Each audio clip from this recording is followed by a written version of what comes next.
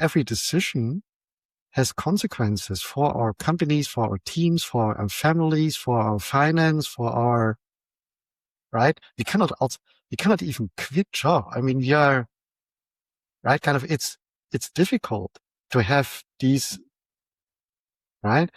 And I think the majority of people, I mean, they want to have respect, or they want to be, also rewarded or acknowledged for their achievements and so on.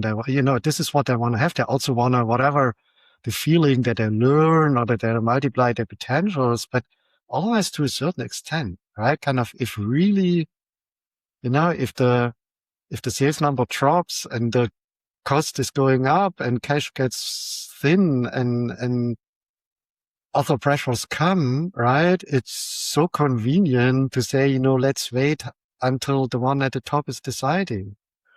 And for us, and the more a business is founder-centric or a CEO-centric, however you call it, owner-centric, the more our limitations as founders become limitations of the organization.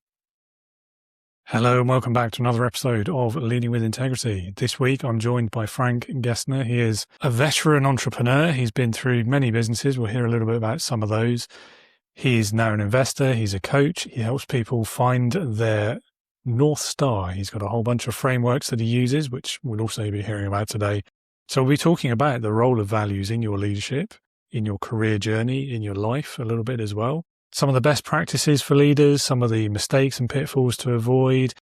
It's a pretty wide-ranging conversation, but also very much focused on leadership and the work that Frank has done and his experience from the many businesses that he's led and been a part of.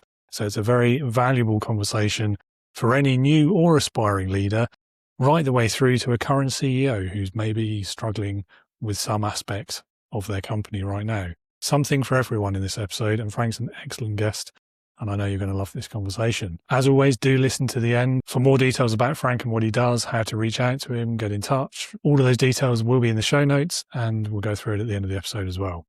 And if you are new to leadership, you are working in a technical environment, then you might be going through some of the struggles that we do talk about on this podcast. Because stepping into leadership in that kind of technical scenario, technical company, environment, workplace can feel isolating. It can feel high pressure. The stress can stack up. The imposter feelings can stack up. You can very quickly find yourself doubting yourself, even if you never have before.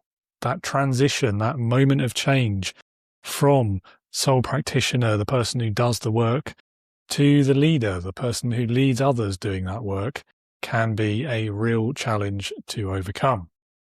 Leading with Integrity, the podcast, is here to provide you some free resources, some thought leadership, some knowledge that can hopefully start you down the path to helping with that.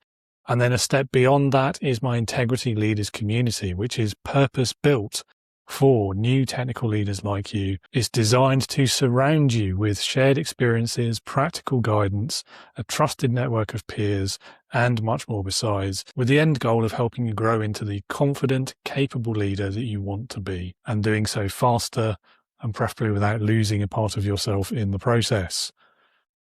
And you don't have to be a sci-fi fan, but it certainly helps, because I do tend to frame a lot of the learnings in a sci-fi wrapper with a reference or two. We're big on the pop culture in the community. As I say, you don't have to be, but it helps.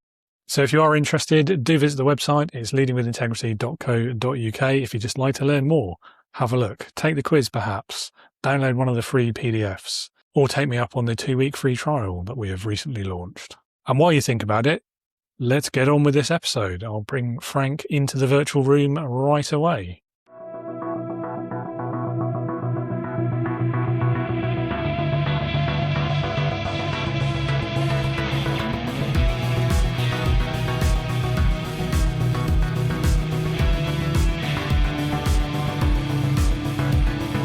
Welcome to the Leading with Integrity podcast. Leadership talk for the modern manager.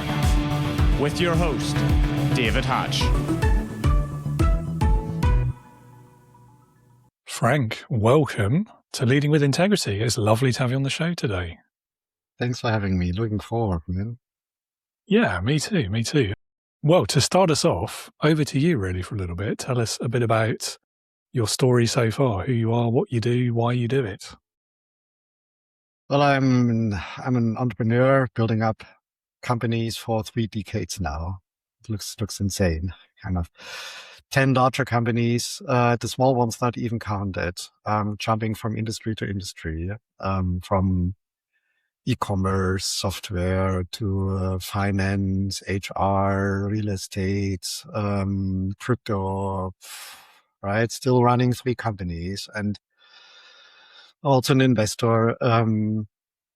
So, and what I learned over time is that, kind of we entrepreneurs, we love to add complexity and to, do things more and more and more. And that I suffered a lot in building up all these companies and what I really learned was always missing clarity about what's important, what actually matters. And that, navigating all this complexity without having clarity about what you want kind of is something that always triggered me, that I always built fragmentation, that success was not really compounding, that I tried to replace a lack of success with more activity, with more engagement. And this is basically what I do today, a lot of mentoring of entrepreneurs. I build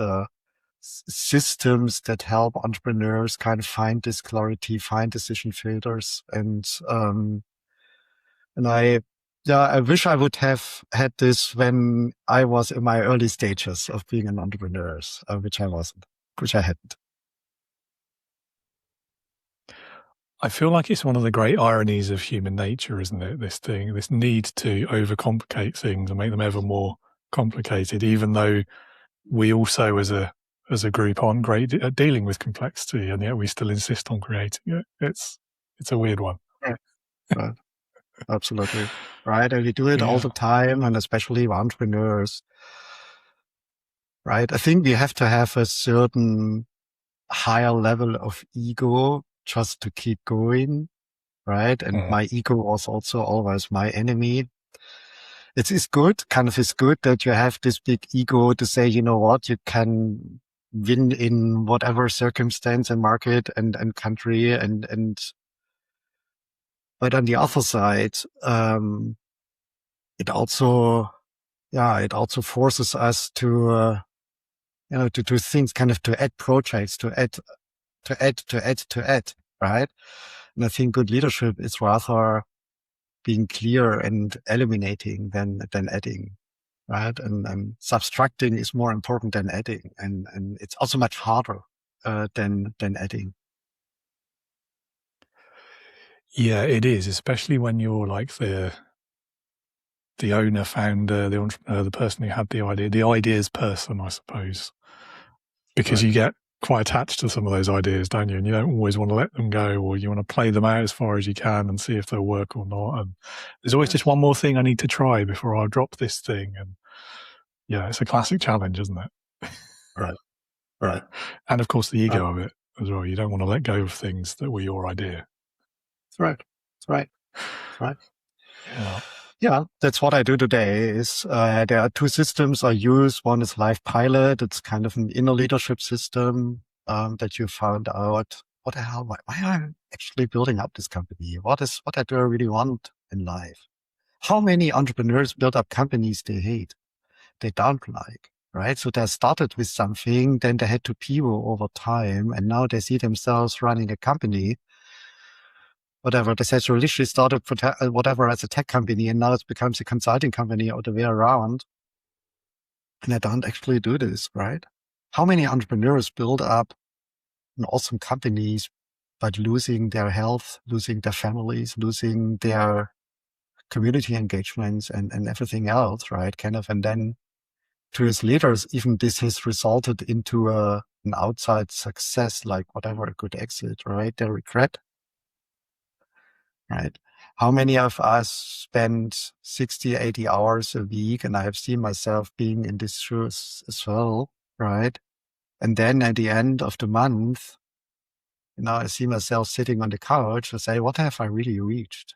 And how, right? Kind of the balance between how much I work versus how much I really see progress is sometimes insane. And the more we allow complexity to increase around us, right? The more the fight for resources, the more trauma, the more, right? Kind of. So therefore, kind of, I believe that inner clarity, what you actually want, is the core of, of also, I think also of leadership. Yeah, I think so too. It's one of those things, isn't it? So in the entrepreneur sense, I guess it's understanding why you're doing what you're doing.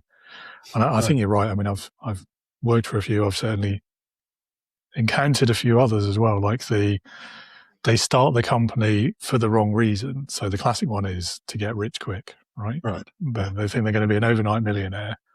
And when that doesn't happen, the longer it doesn't happen for, the worse it gets in terms of their mindset, which then has a knock on into their leadership and the way they're dealing with people in the company. So it's all becomes interconnected. And then I've also seen it slightly variation on that theme, I suppose. The real techie types, the ones who have that cool technology idea, and that's the thing they care about, and that's what they start the company to do. And then very, very quickly, as the company starts to grow, especially when it's successful, they find themselves not really being able to or allowed to by their shareholders to keep working on that technology, that idea, that cool thing that they think they started the business for them to do. And they're not allowed to do it anymore. And you can see that sort of moment of realization, I guess, like, hang on a minute, this isn't what I signed up for. Right. Yeah. Right. And I experienced the same, right? Kind of being fascinated by technology, which is in the end having a solution. You look for a problem that fits to it, right? Which can sometimes be a good way. If it's really kind of a good solution, you just have to find the right problem. The solution could be a benefit. However, it's also, I think, over time, we as founders, we also have to find a role in the company. So I studied computer science. I was on the keyboards, kind of in my early days. I was believed to be a good leader also for the developers I was leading then. Being the better expert, being the one knowing more, or seeing the long-term technical vision or so. No, it's not our role as a leader. It's not, right? We have to, we have to serve the others around us that they can become more successful with us than it would be ever possible without us. And I had to learn this the hard way, right? So if the organization, so the second company I built up were a couple of thousand employees after, just a few years. And very soon I saw myself being the bottleneck of the further growth, right? So I had to really learn leadership the hard way, and also learn that in this leadership, my own clarity that I know what this company is built for is the one thing that serves everyone around me the most. Kind of, if there's a big problem, but everyone sees, well, the leader is stable, the leader is not drifting, the leader is not jumping on the next opportunity. The leader helps us to take a step back and say, well, what problems do we actually want to solve and for whom? And then solutions become possible and clarity comes back, and right. And we are not adding this another niche market, small, whatever, 2% revenue contribution opportunity. We skip it, kind of, right. And there were so much pain in from the outside, this is also one of the difficulties. Then from the outside, it always looks successful, right? But from the inside, there is so much fragmentation, right? So anyway, it's Well, it's something which also motivates me today, kind of to help other leaders, entrepreneurs, founder CEOs, right? So clarity is an easy word, but how to get this? How to find out? I have 3 daughters, already adults. One got married actually last week, the oldest. I was so proud. What I always kind of the one thing I was always telling them, it's so much harder to find out what you want than to reach it. It's so much harder, since if you turn right, there are advantages and disadvantages. And if you turn left, it's the same. And so is this in business, right? Kind of nearly every company, let's say below whatever 10 million in revenue, it doesn't matter which strategy they go or which market they enter or which region they focus on, it's always big enough, right? But to know what we want, what problems we want to solve, kind of, if this is clear, and since this is so hard to find out, and then to have decision filters for the dozens of decisions we have to make every day, I developed a system where it starts with you as the founder, right? Kind of what is driving you? What do you want to do with your life, right? And how can your business contribute to this and not be in the way, right? What does it mean long term, right? Kind of if you see yourself in whatever, name it, 10 years or so, what do you want to be? Kind of what is this? And what does it mean for your family, for your community, for your health, for your fitness, for your financial independence, for your personal growth, whatever, right? So have a kind of a North Star for yourself, right? If there is clarity about your own North Star and your company fits perfectly into this, decisions in the company will be much easier, right? So, and then when you have this North Star, if you found your identity, kind of your why, your core values, your priorities in life, and so on, and then you found your North Star, then it's easy to say, well, okay, for the next couple of years, this means this and this is really truly important, and this also means then you can break it down for the annual priorities, for the quarterly focus, for the you can really come up with decision filters for yourself, and if you are stable for yourself as the founder, CEO, or however you call yourself, right? Everyone around you sees you stable and is following you, right? Every company, or let's say they put it, the more a company is founder-centric, the stability of the founder becomes the stability of the company. If the founder becomes unstable, right, not actually really knowing where to go, the entire company tries to somehow works around it by usually adding more projects or saying yes to more opportunities. Which means that, and I also see it in my companies, same. We had, whatever, there was one company where we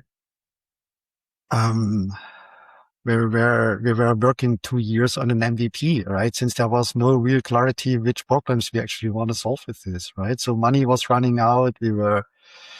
The less money we had, the more projects we accepted for additional revenue, kind of all these kind of then complexities increasing like hell. Complexity increases much faster than resources were able to come in, right? And yeah, and then and the entire organization is in trauma, is in daily trauma, right? And having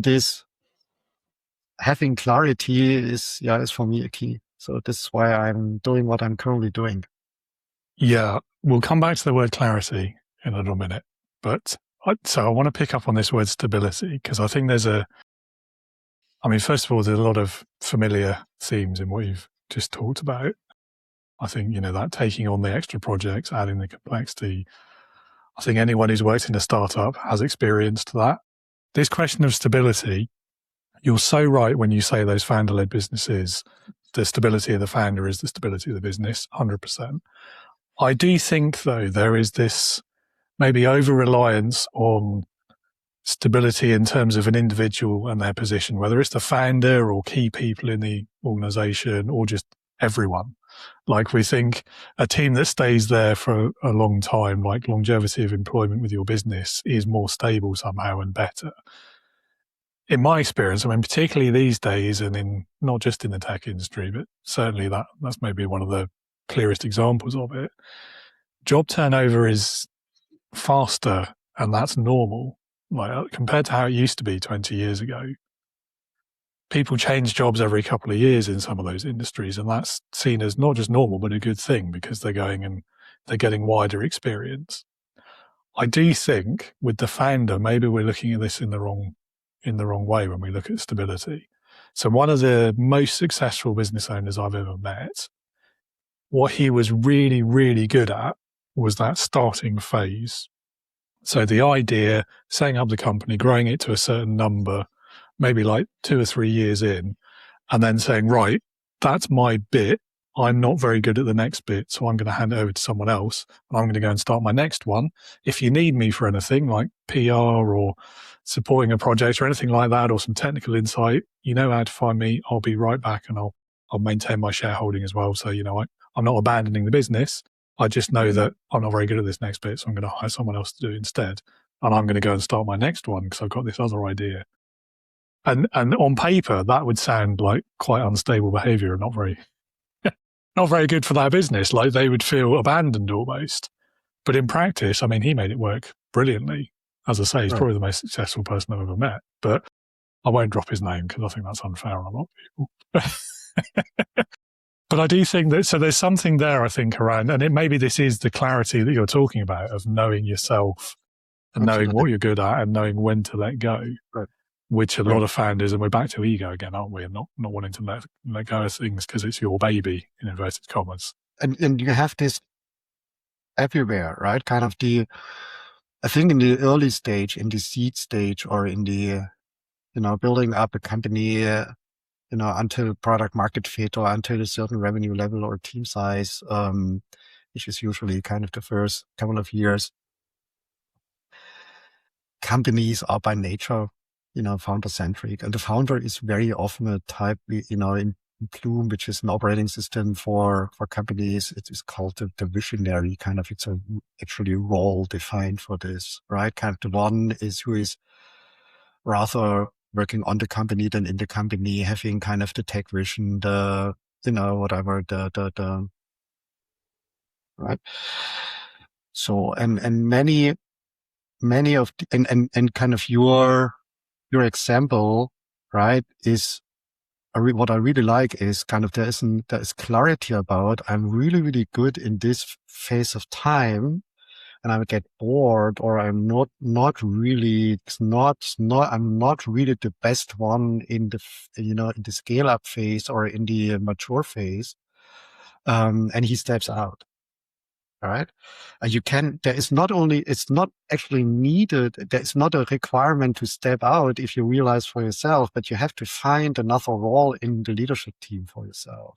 Right. You just say, well, let's continue to be in the leadership team, but get rid of all operational responsibility, right? Hire a CEO, build up a leadership team of 5, 6, 7 people around me, which business operating systems like Bloom or EOS or scaling up can really help to do this. Kind of, you don't have to reinvent this. There are hundreds of thousands of companies before you have went through the same phase.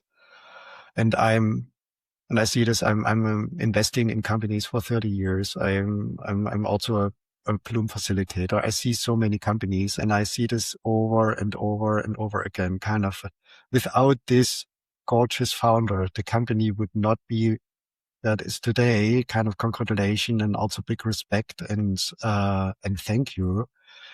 But even this visionary founder realized that I'm the reason for the plateau we currently experience. I'm the bottleneck.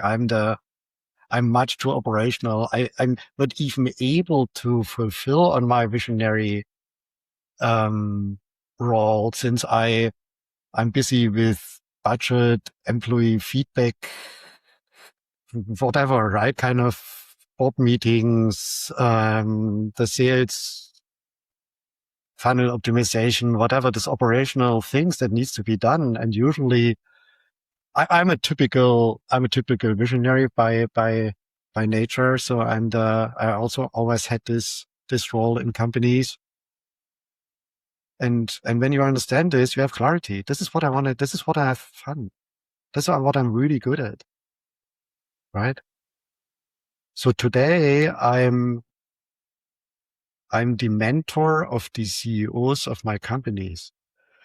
So I'm no longer operational, and my value contribution helping the CEOs to make better decisions in my companies is so much higher than if I would be the CEO myself. And to understand this means clarity.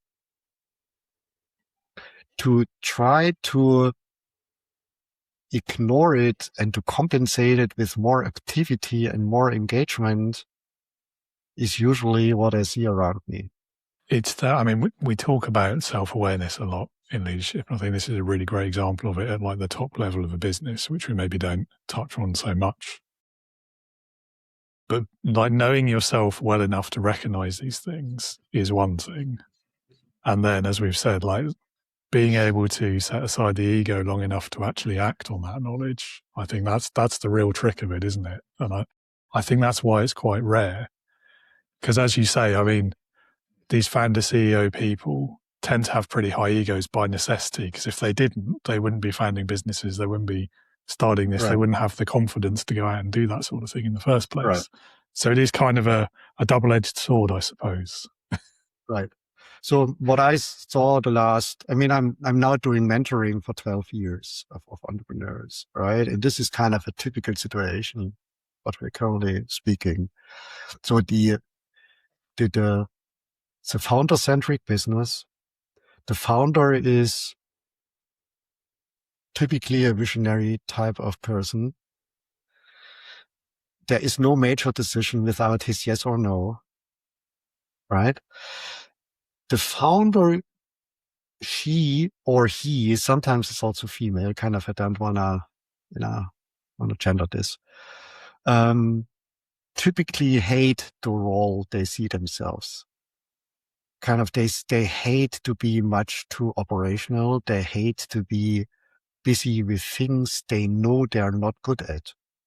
Kind of the visionary, kind of, they know they're not good at finance processes, checklists, employee rehearsals, budget preparation. They know it. They know that they are not good at it. Right. And they say, well, but I cannot work on the company. I have to work in the company, since I don't have the leadership team around me who can take over. Right. And this is the point where I strongly recommend use a system. First, kind of don't reinvent it by yourself. There are hundreds of thousands of entrepreneurs before you being in the same situation, seeing that they plateau not only on themselves, but also the organization around them. Right? Use a system. There are best practice systems around you. First, get clarity on yourself. Use LifePilot or other, systems that you have inner leadership for yourself. What the hell why do I see myself?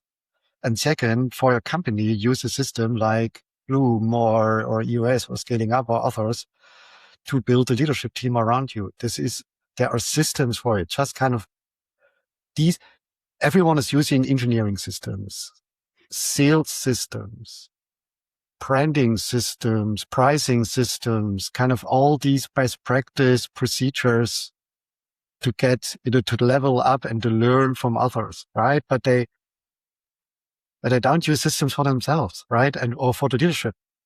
Just use the system, do it by the book. And once they do this, they see themselves, within 2 years, I see a leadership team around me running the company 10 times better than I have ever done. And I can do what I love to do, right? Kind of, I can take care about key relationships, right? Vendors, customers. I can innovate. I can look for market dynamics. I can be the keynote speaker at this awesome event next week. I'm all the things they love, right? So since they get freed from what they're not good at anyway. And it's just use the system, don't reinvent the wheel, use this there is so much social intelligence in these systems, right? And this is good for you, right? And I had to learn this. I also had to learn this by myself since I was, defocused, fragmented. Right. Yeah. I speak out of, if you look at my LinkedIn profile, everything looks gorgeous, but there was a lot of pain in between. A lot of pain, and also downtimes and dark moments, and so on. And these systems, they really help myself. Right. So often the way, isn't it? Yeah. So I think something else we talk about quite a lot is like the misunderstood role of the leader. I think that what we're talking about now is perhaps about the misunderstood role of the founder, because like, again, so many of us end up on that hamster wheel, I suppose, of thinking, Right. the founder's role means I've got to do everything. I have to sign off on everything. This is me. I don't know. I kind of look at it the other way around. It's the real like beauty of that is that you can decide what you are and aren't going to do. Like, you don't have to do everything. That's the whole point. Like, nobody started a business, presumably. Maybe some people do, but I don't think many people start a business so they can run around like a headless chicken doing everything themselves. I don't think that's the vision anyone has when they start out at the beginning of a company. Right.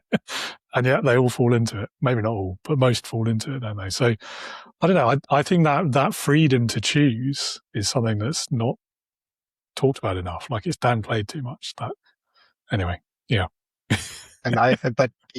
But they see themselves year after years having even less freedom. So there is external pressure forcing them to a workload of things they are not good at,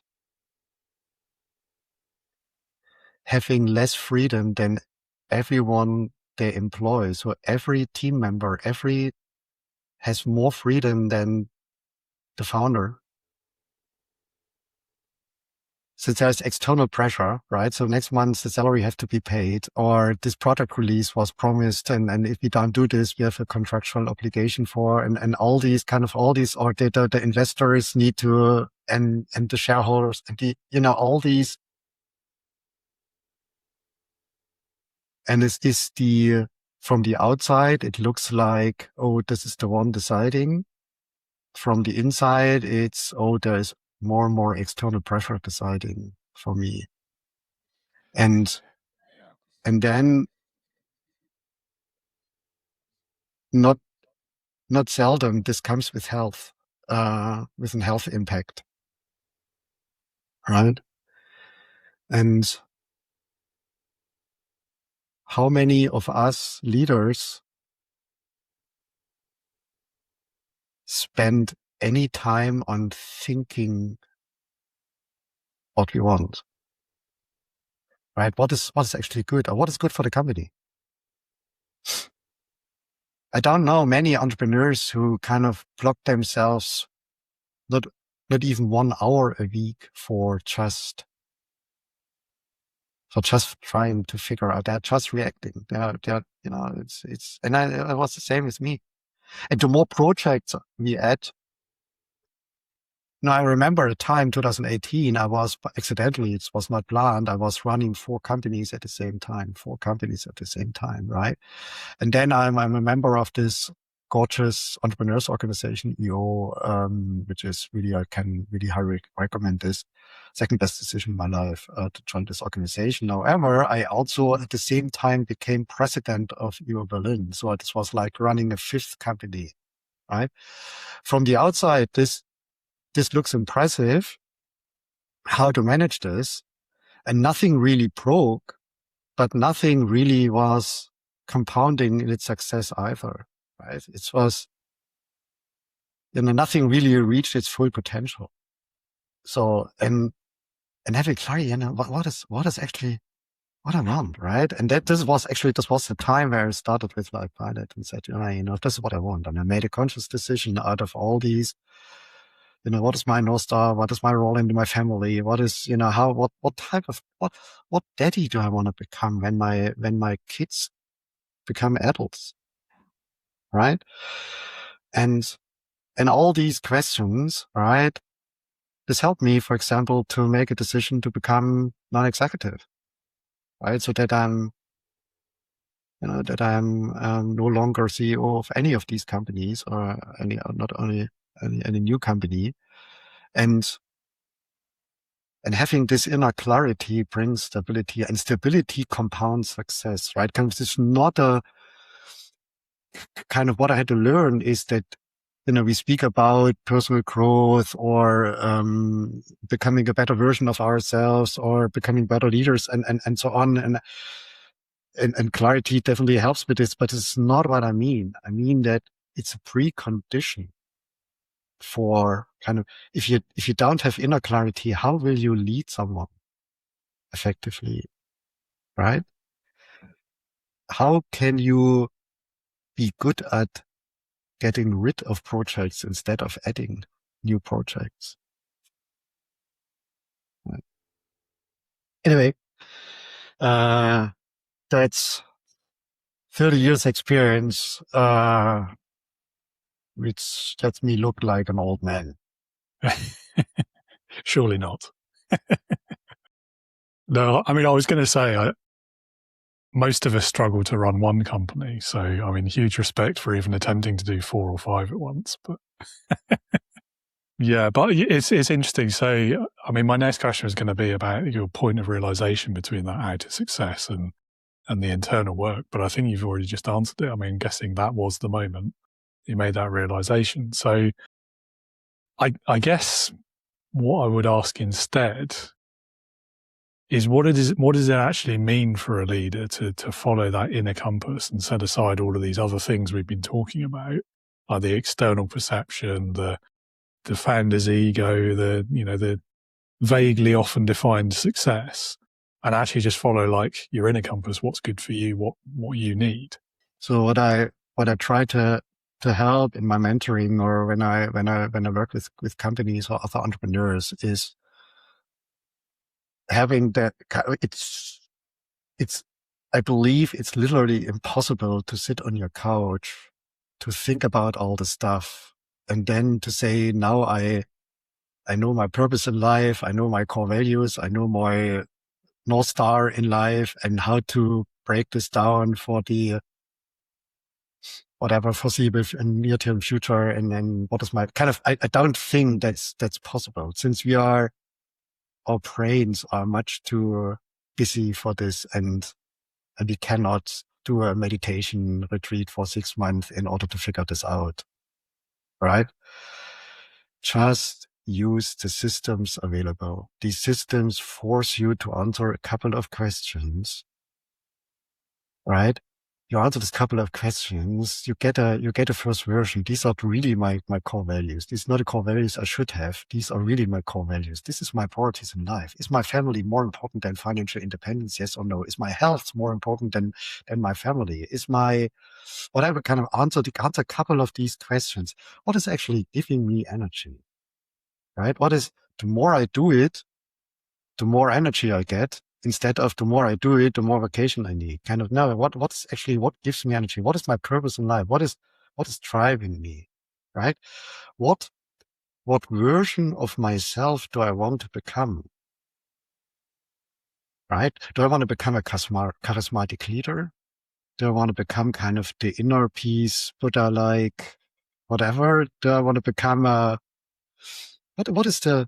healthy, what is a person kind of, and answering all these questions, there are systems for it, systems optimized for decades.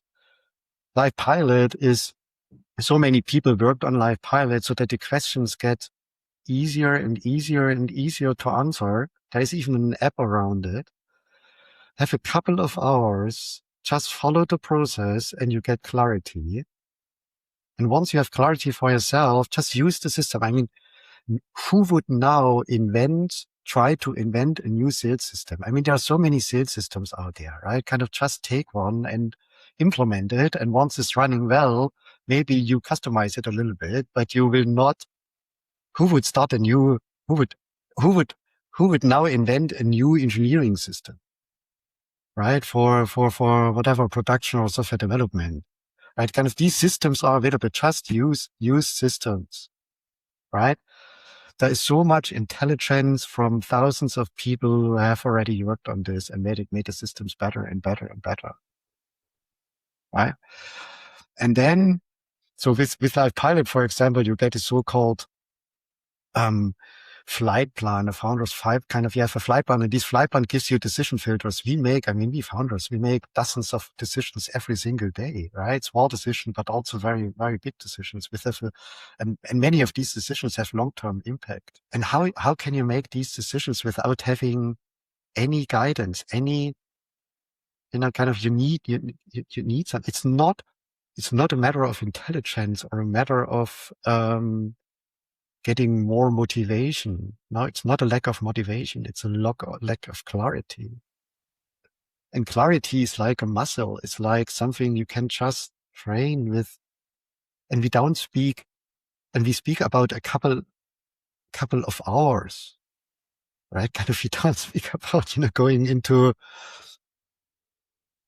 psychology or therapy or also you don't need a coaching for 2 years or something. Be brutally honest with yourself what you want. And it's really hard to know what you want, right? Since every kind of, oh, I want to become rich, I want to become famous, I want to become whatever, genius, or, but every item of this has advantages and disadvantages. What you truly want? What do you want?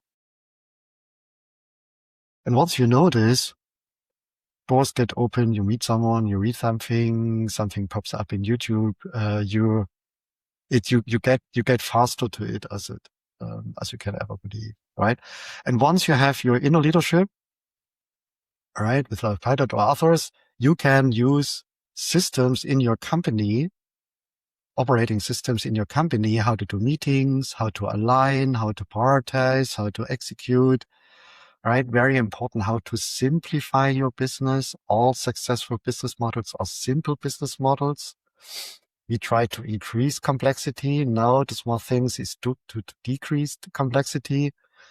And there are systems for it. It's nothing you can just say, use the system and get back on focus on what we really want to solve as problems in the market, or why we're here, or what revenue we want to make, or whatever. Right? And then you also become a good leader. Since in the end, we don't build up companies, we build up teams, right? And the teams realize it, right? And what is a good leader? A good leader is someone who really serves the ones around them to multiply their potentials. And this requires stability. This requires that even in one of my early companies, there was a great board member, and this board member, I'm not sure, the shit hit the fan. I'm not sure if this is allowed to say in such a good podcast. No, we've had worse. We've had worse. Don't worry about it. Foreigner, so my English is not so good, so therefore we'll let you off. Yeah, say something. It's a lot better than my any language. So, and even if things were really, really difficult, he stayed calm and he was so stable. He always brought us back. Why we're here? What is our long-term big, hairy, audacious goal? Where do you want to be in 5 years? What does it mean for the company in 3 years? And then it was kind of having this clarity, having this, right? And this makes a good leader. Being stable, being emotionally stable, being clear, being kind of giving everyone the support. And then our teams will make better decisions than we could ever imagine. I think you've hit on one of the reasons why I find this subject so fascinating and relevant, because it may seem like on the face of it, this isn't really relevant to like the new leader, the first time manager, but it very much is, because of what you've just hinted at, which is this leading by example piece. So I quite firmly believe, like, whatever your organizational structure may look like, if the top leadership isn't exhibiting the behaviors, then no one else is either. Because why should they? Like, if the person in charge at the top, don't like those phrases, but you get what I mean. If they're not willing to do it, if the business owner isn't willing to follow these established patterns or systems or behaviors that we do or don't do around here, that kind of thing, then why should anyone else in the company do it? And I think that's a really interesting aspect for when we talk about looking for clarity, for knowing yourself, for like the way you interact with each other. It does set that example. And as you've said, like, it's leading teams of people. If the top founder person in the business does these things, so are their direct reports, so are theirs, all the way down to that first time new manager, even to like the grassroots level of the business. Everyone will pick up that this is the way we do things around here. This is what's expected of us. This is how we deal with each other. This is the knowledge we need to have about ourselves, about our jobs, about the business, and so on and so on and so on. And it all just compounds into what I think is effective team culture. It is. It is.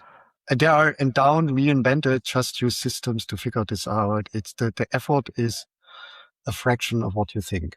It's just do it. And don't run your business, don't reinvent the wheel. Yeah, I mean, that reinventing the wheel thing, again, I've seen that problem in so many different aspects, like from just like a basic product idea of this is what our company's going to do. And you're like, okay, but 60% of that, we can just get that off the shelf. We don't need to build it. No, we're going to build it. Right. But why? Like, it's, I don't know. Maybe that's back to ego again. I'm not sure.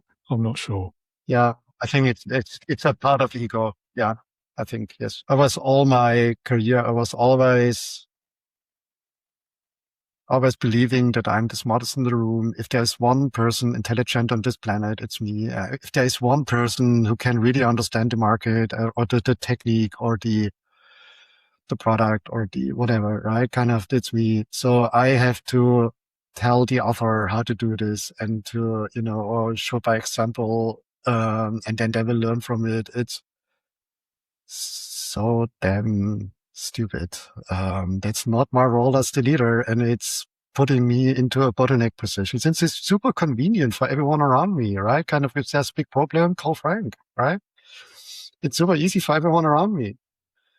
So, and then, it's true, right? Even kind of the companies I left, right, where I was the center of everything, and then I left the company since the company was sold or whatever, for other reasons, right? A couple of weeks later, no one was calling me anymore. I mean, it goes on. It's so easy to overestimate yourself if you're at the top. So that's a great point about it's easy for everyone around you. It's something I've not really thought about before, but actually, so I have worked for someone like this in the past where every decision had to go through this person. And you're right, like in hindsight, there was a period of several years where that was like the easiest job I've ever had because there was no responsibility. I didn't really have to stress about a decision. You just wait for the instruction and you go. So in that respect, that was quite nice. I think though it's not sustainable over the long term because people aren't static. They're not going to sit there and live with that forever. They'll get bored. They'll want to further themselves, their careers. They'll want to develop. They'll want to learn new skills. Absolutely. They want to have a bit more respect than that as well. And so when they start trying to kind of flex those muscles, how that leader then reacts, I think, is make or break for that relationship, potentially for that company as well. It depends. But that is a great point though. Like there is a certain, I don't know, safety, I suppose. And it makes me think of a paper I read years and years back, like autocratic leadership. So I was studying it at the time. Now, I've always hated that approach to leadership. I don't think it is leadership. But there was this very interesting paper, and I can't remember the author off the top of my head, where they talked around in the context of this like happiness at work kind of piece, that their argument was, or their research suggested, that actually working for an autocratic leader can, in some situations, create a happier culture because people know what to expect. They have that safety of knowing they don't have to make decisions. And as long as they've accepted this autocracy, they will generally be happier. And I did find that at the time I was a bit like, no, this can't be right. This is rubbish. No, I'm not accepting it. But now I think about it, maybe there's something in it. I don't know. I'm very confident. I mean, if you ask around the people around you, if you just ask them, do you want to have a life where you are in the driver's seat, kind of a self-determined life, however you call it, in right? Everyone would say yes. And I think 80% lie. Since if you kind of, and I think also kind of as an entrepreneur, this also makes things difficult, since every decision has consequences for our companies, for our teams, for our families, for our finance, for our, right? We cannot even quit job. I mean, we are, right? Kind of, it's difficult to have these, right? And I think the majority of people, I mean, they want to have respect, or they want to be, they want to be also rewarded or acknowledged for their achievements and so on.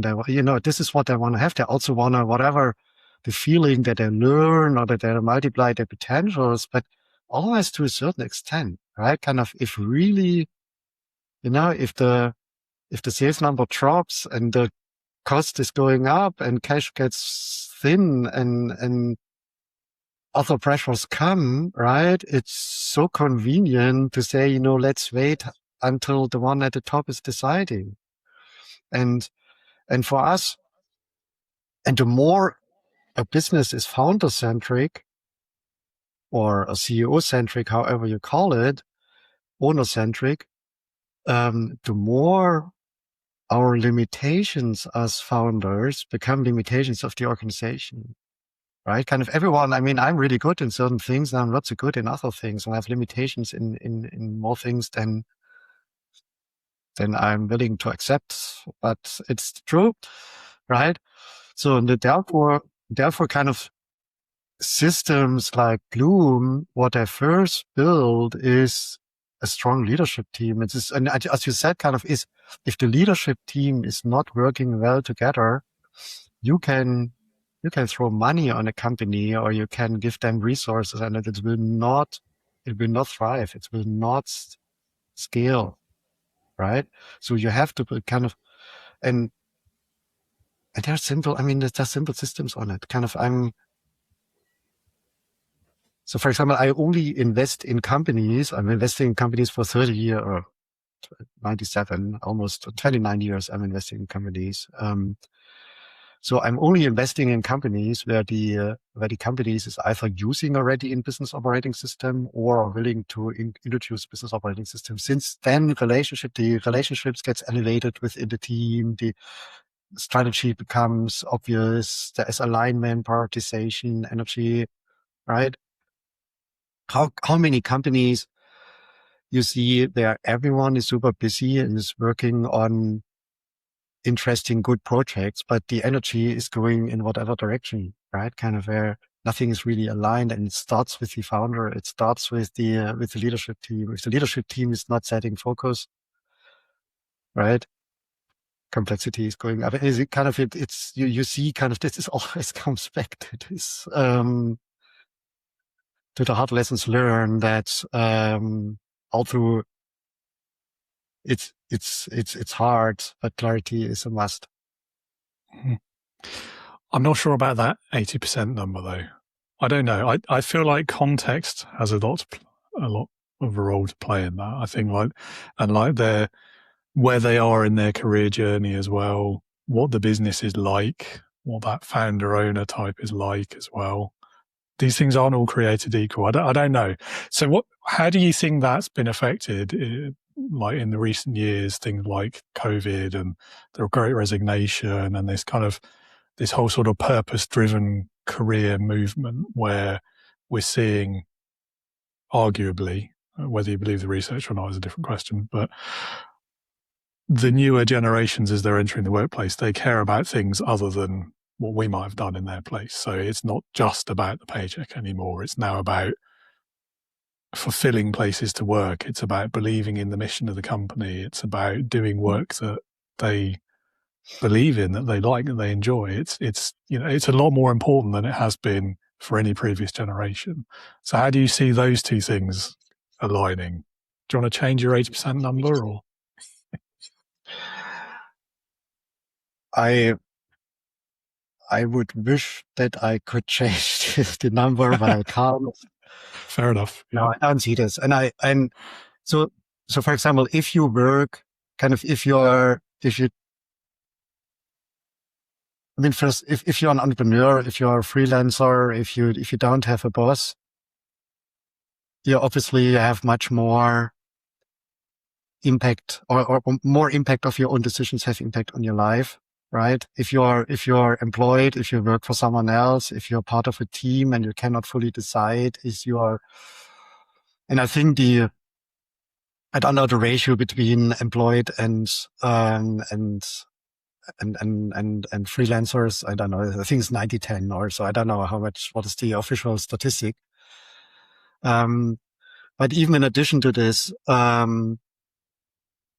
also with the young generation, where purpose and having an impact and I'm not sure who's listening here, and I don't want to be too radical here. So what I see is that as soon as these purpose ambitions get into the area of inconvenience or suffering, right? Situations totally change, especially kind of what I see with, the ones entering the workforce now, kind of especially Generation Z and even the ones coming after them, that, as long as, they can take whatever job and everything and get high payments and get work-life balance and everything there's also a lot of big hot air in what they say. But as soon as the market is changing or, things get tough or so, I'm not seeing a big change in the 80-20 thesis I have. So, but I'm not an expert in this. It's just it's my bubble. Everyone is its own bubble. It's only my bubble observation. It's not official statistics. And maybe other entrepreneurs listening to this or other leaders listening to this have different opinion. And this is also nothing wrong with it. Right? Kind of being in the 80% is nothing wrong. It's just you have to, and I don't want to say anything negative on the 80%. I just want to say that the ones running companies, living kind of also the pressure of their own decisions, that this even requires an even higher level of inner leadership for clarity than if they are not responsible for every decision that faces their life. Right. This was only the message that especially for the leaders listening here, for the ones who make decisions not only for themselves, but also for their surrounding, the more clarity they have, the better they can live with the results of their own decisions. No, that's reasonable. And it was a slightly unfair question. I apologize. I was just curious. I don't know. So my gut feeling on it is that you're probably right, at least in terms of when things get uncomfortable. So, I mean, right now, economically, times are not the best. And I think that probably there's a certain reality check that comes at that point, isn't there, when it becomes about feeding yourself and your family and keeping the roof over your head. And so those loftier ambitions are set aside for a while. And I think probably everyone has been at that point in their career at some point or another. I know I have. And so I think there is that. I also would love to see data on like that 20%, how many of them sooner or later will go and become entrepreneurs. I reckon that's probably most of them, isn't it? Because you're not going to keep, if you're in that 20%, you're not going to stay working for someone else for very long. Yeah. I was never employed. And I also think that it would be also unfair for the one I would report to have me in a team, right? Kind of a thing where there are certain personalities that really want to have the impact and want to have the independence on the way we want to go. And I think we do not feel well if we get limited in our decision authorities or in our dimensions of life. Then yeah. So I've done both. And when I was employed, I like to think I was a pretty good worker, and the bosses were grateful to have me in their team. But I'm not so sure. That might be my ego talking. But certainly I think I've changed. Like, I don't think I could go and do it again. I'd be an awful employee. I would have an opinion about everything. I wouldn't agree with anything they said. I'd just be terrible. yeah, most likely. Yeah. Yeah. I don't know. Too many years of making all the decisions myself, probably. And then we're back to that again, aren't we? Oh, no. Absolutely. Also, well, Frank, time's been flying. We're nearly on the hour already, and I've barely done any of the questions, but I think that's good because it means we've had a fun conversation. So we've talked around most of the key themes anyway, I think. There's a few more questions I'd like to ask you just out of curiosity for your answers, although I probably could guess a few of them. I won't, because that feels like it takes the fun out of it.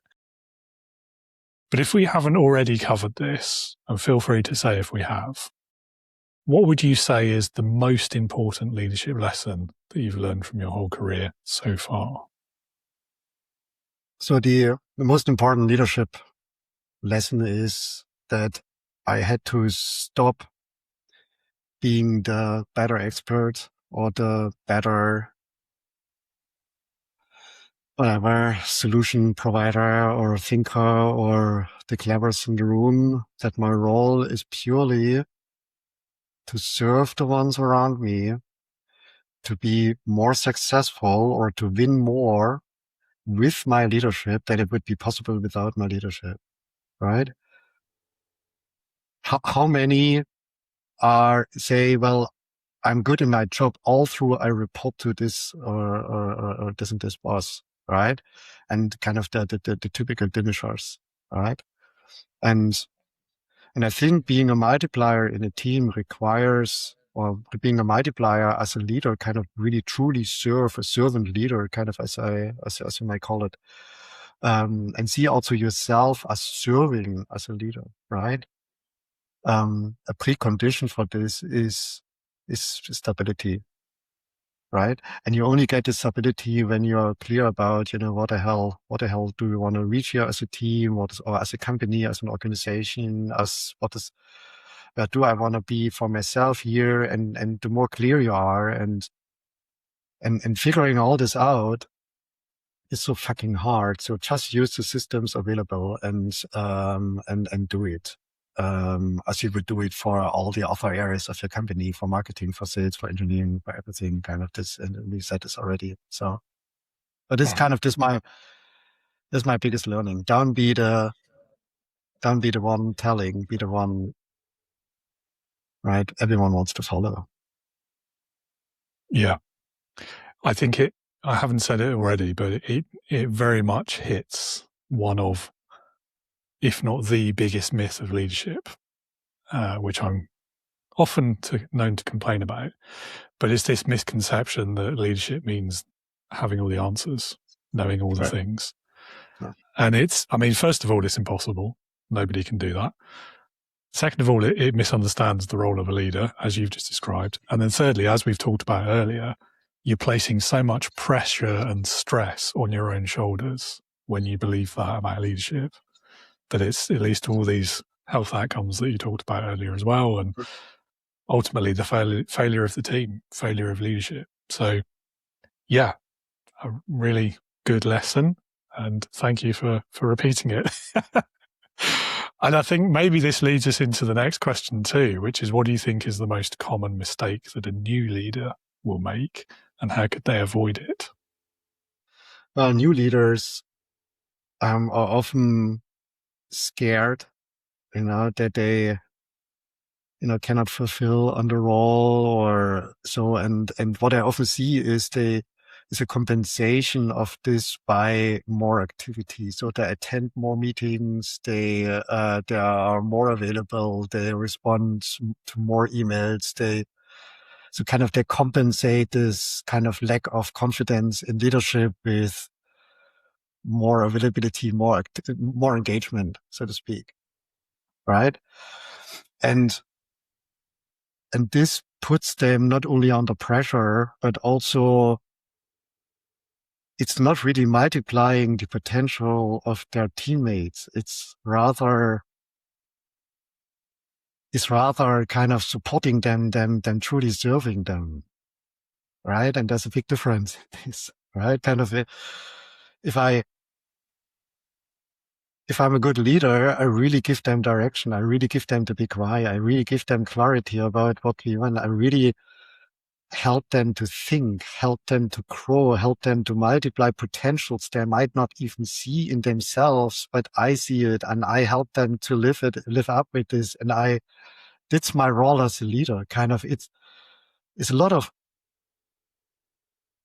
emotionals, also kind of, building bonding, building trust, kind of this type of stuff, not in a anthroposophical stuff, but it's just kind of connecting with other people in order to truly serve them and understand that I have a specific role in this team, right? I'm a team member with a specific role, and my specific role is stability, clarity, and multiplication. And I should measure my success not by how many projects we added recently, but how many projects we subtracted, eliminated for good reason. So how kind of wrong leaders or kind of not so good leaders build busy teams. Good leaders build focused teams. I love that. I love that description. Great definition of leadership as well. Yeah. So, time travel question for you. If you could go back in time, how far in your own life would you go, and what would you say to younger Frank? So I would tell the younger Frank that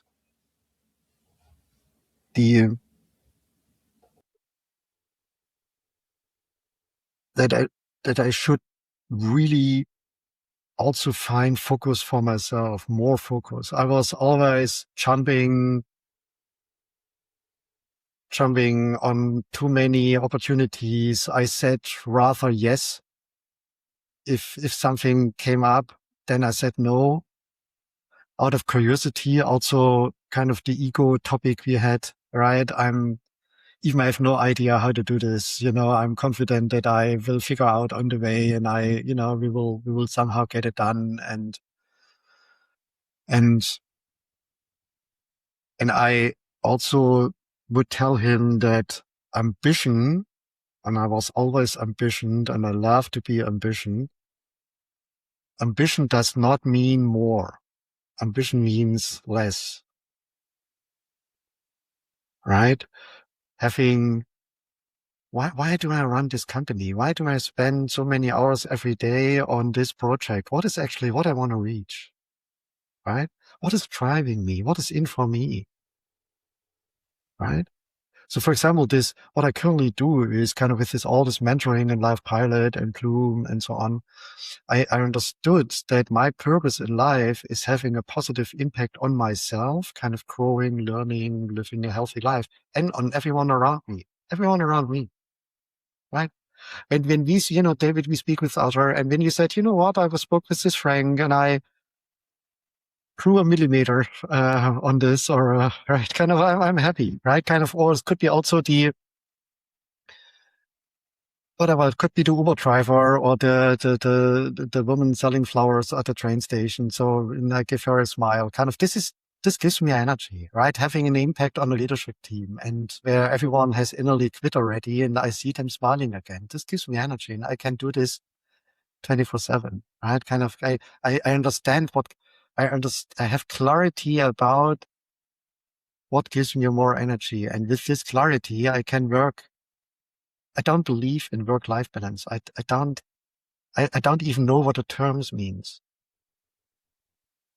right? If you work on something that gives you more energy and makes you happy, you want to do it it's right. This is for this you need inner leadership. You need clarity for yourself, and once you have this clarity, you bring so much more energy to the ones you lead. And having this, I wish I would have this 20 years earlier. Yeah, I'm with you there. I think work-life balance as well. Yeah, I think I agree with you on that too. I think for me, it's the word balance because that implies equal parts. And that's very much, first of all, it's going to be different for everyone. Like not everyone wants 50-50 between work and home, for example. I like work-life harmony. I think that gives you that ability to kind of set what the boundaries are for you, where they fit best for you, and kind of make it work in your own way. But I don't know. It's all just buzzwords, isn't it? If you belong to the 20%, coming back to the 80-20, if you belong to the 20% and you see yourself in the driver's seat of your own life and fully in the driver's seat of your own life, then there is no differentiator anymore between work and life. Yes, but so in the context of everything we've talked about, particularly things like stability and taking on too much work and the stress and all of that, I do also think it's important to have some sort of boundary where you can have downtime and just think about something else for a bit. I think, a lot of founders, I mean, we hear a lot about burnout these days as well. I don't know, for me anyway, I find it's better that way. Right? It's totally related to this. And it pays into this kind of, if you get rid of the part of your work life, for example, which you hate, right? Or which brings you into, or you work on projects which is not really contributed to your long-term goals. Kind of, if you have really true clarity about why you're here, right? Then work and life, there is no, however, kind of, this is a different topic. And I'm quite certain about this. And I also spoke about this a couple of times. And also we had a lot of discussions about this. And this is also only applicable for the people who are able to make decisions for themselves, right? Which is, the 80-20 again, kind of, if someone else tells you, you have to take on this project or you have to, overtake this responsibility or role. I mean, obviously then you have to limit this somehow if it's not contributing to your well-being, and you have to make sure that this is, in balance to your, family and others. I'm also confident that we as entrepreneurs, we can only succeed when our professional or business life is in balance with our social family life, with our personal health, personal goals, and with our community engagement. Only if these 4 areas are in balance, we will be successful in our businesses, right? And the more they help each other, they are not conflicting each other. So kind of that's, for example, I want to be financially independent and my family is important. Every time I work, I do something against my family, and every time I don't work, I do something against my financial independence goal. As long as you have too many of these conflicts in your life, right? You discuss topics like work-life balance. But if you get if you lower these conflicts, the more and more kind of, if they get less and less, right? The less you have these topics, right? And I'm certain to say only if you kind of, for me, if I have any conflict in my family, I see how my business performance goes down. If I have a health conflict, right? Or if I have an energy conflict or whatever, I see how my performance goes down. If I do not see myself being well integrated in the community, in my neighborhood, into whatever extended circle of friends and so on, if I see, so this is kind of not a nice to have, oh, I have to be balanced. No, it's a precondition for building successful companies.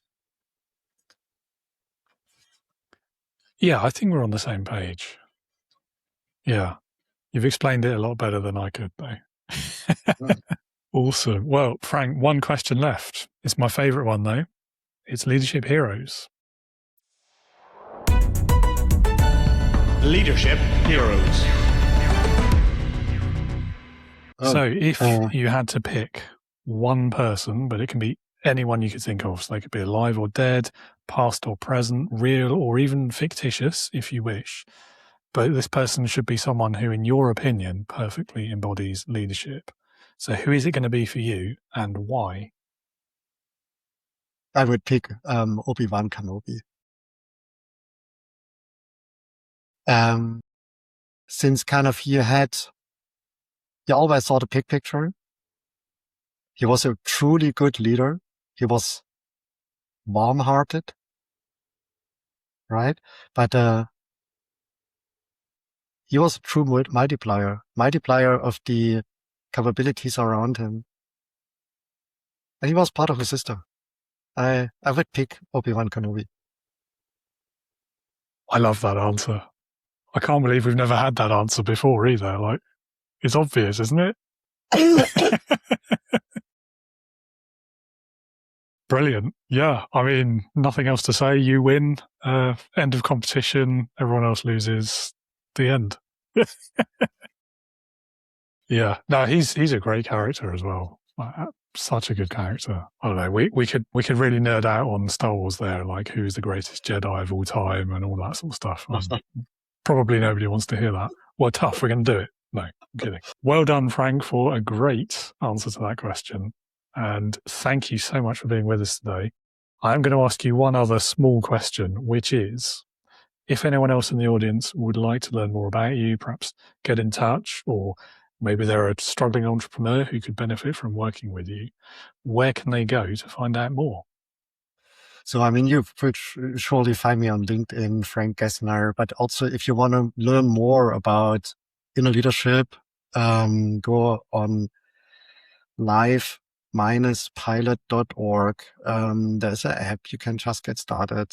If you want to learn more about Bloom, there is bloomgrowth.com. I think it's not invented by me. It's just a system I use to build or to scale companies.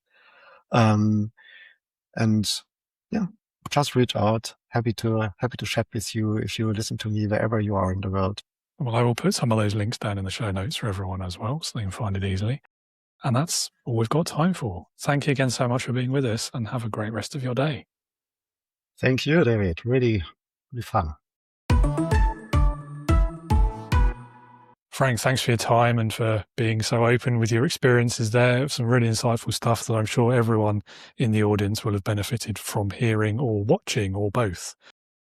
Listeners, viewers, if you want to know more about Frank's work, do visit his website. You'll find that link down in the show notes. His LinkedIn details are there as well. So do reach out to him if you have questions. And once again, if you'd like to know more about Leading with Integrity or my online leadership community, which is called Integrity Leaders, then do visit my website too. It is leadingwithintegrity.co.uk. It is in the show notes. It's on the screen and I've just read it out. So you've got no excuse for not remembering it. My LinkedIn details are down there too. Drop me a message if you have questions.